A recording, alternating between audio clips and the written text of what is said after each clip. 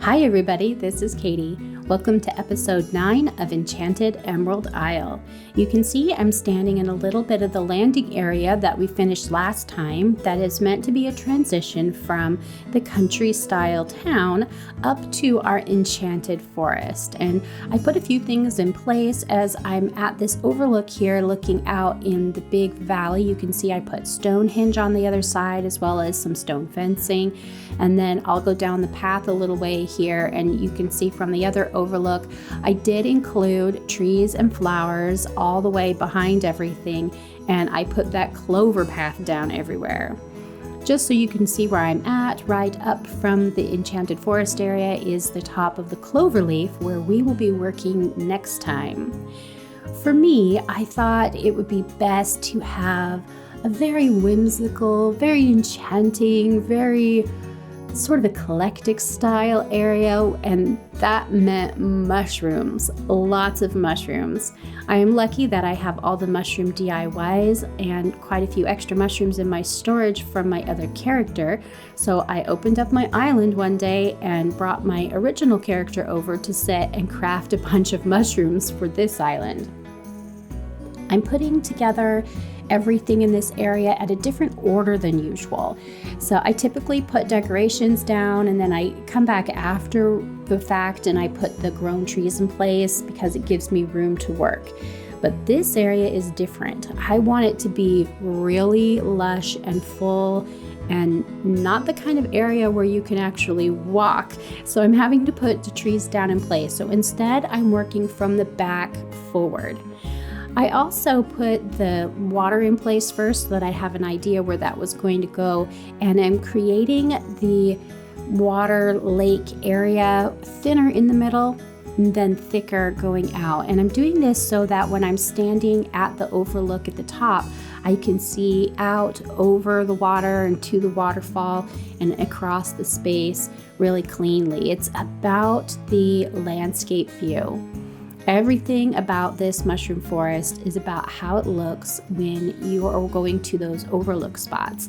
You are not meant to actually come down and walk in this space. It's not meant to be traversed in any way. It's meant to be looked at and appreciated from a distance. And when you're working on landscape spaces like this, you don't have to worry about inclines getting in and out of things because neither you or your villagers are ever really supposed to go there when you're done putting them together. For the mushroom items, I chose to do a number of different customizations so that there would be variety in the color and style, but that they would also coordinate. So I used the white mushroom for the parasol. I'm using that funny kind of toxic mushroom green for the tables. I'm using the brown and white for the stools. I'm using the bright green for the partition and the white and the brown for the log. And then you'll see the mushroom lamps. This is actually the white version. They look kind of brown when they're turned off. It's fun to see the different heights and the different colors all come together with as many weeds as I could fit in this space and feel logical. I did want some of the basic clover pattern down here too, so I went back and forth, pattern in a few places and weeds in a few places. I have enough weeds on my island at this point that most of them will probably stay pretty small in their growing spurt, and I decided to drop mushrooms down in a lot of places too. This was really funny as I would take individual mushrooms and try to drop them down. I had so many mushroom stools, tables, and log stools next to me that I kept accidentally dropping the mushrooms on surfaces instead and would have to drop a second one down onto the ground. You just gotta be patient with that sort of thing because sometimes items don't go where you intend for them to go. It's just the way that the game is. But back here, you can see I'm using this second area now, and I'm using the same philosophy, same style, same items.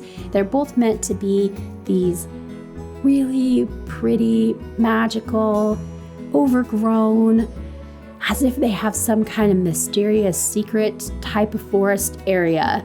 And I don't know if Ireland has any actual forests that give this illusion of mystery. But for me, that's what I think about when I think of Ireland, because of all of the stories that we have that come from that particular country with leprechauns and fairies, and this is just how I'm interpreting it. So it's not necessarily meant to look like anything in particular. It's just my interpretation of enchanting forests. So keep that in mind.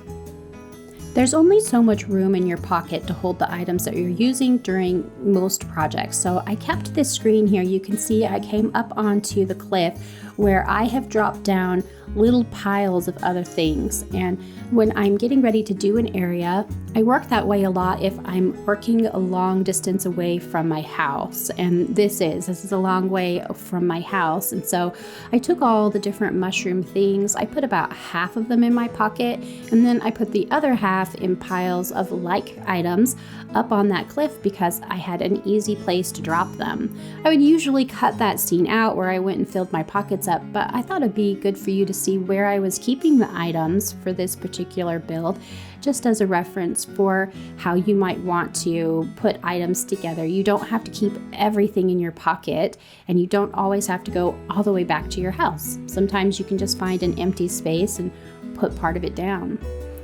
You can see I'm dropping in a few bushes and flowers that are not grown yet, so we'll definitely be time traveling a little bit forward before we take a look at this final area. But I just want to emphasize that this area is meant to be looked over. It's not meant to be gone through.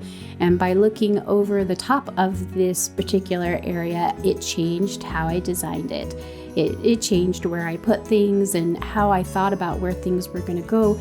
And I wanted to see some of these items from a distance too, so that when I was, again, standing at that overlook, everything would be available to me. Just to finish off some of the area, I decided to go through and put a few more trees and flowers and just some benches and tiki torches in the area up by the overlook. I kept it simple and charming. I wanted it to look as if it was a part of the forest, but definitely intentional. And so I hope I achieved that with some of the basic things I put in place. The last thing I decided to do was not something that I intended originally. I loved the way that the clover and the weeds looked in combination together down in the mushroom area, and so I decided to go through and I kicked up that clover pattern in a bunch of places and planted weeds.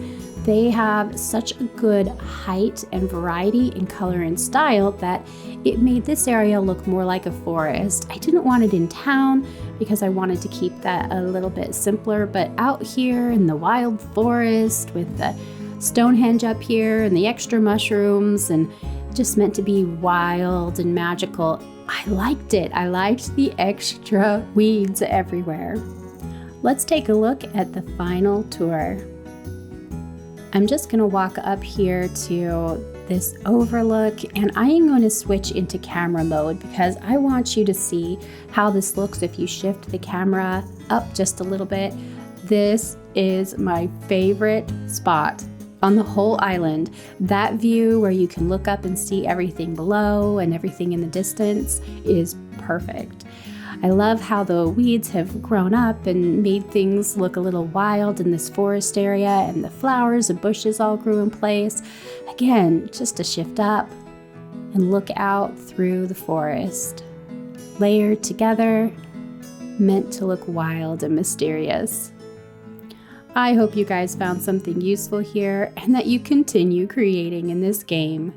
Until next time, have the best Animal Crossing day.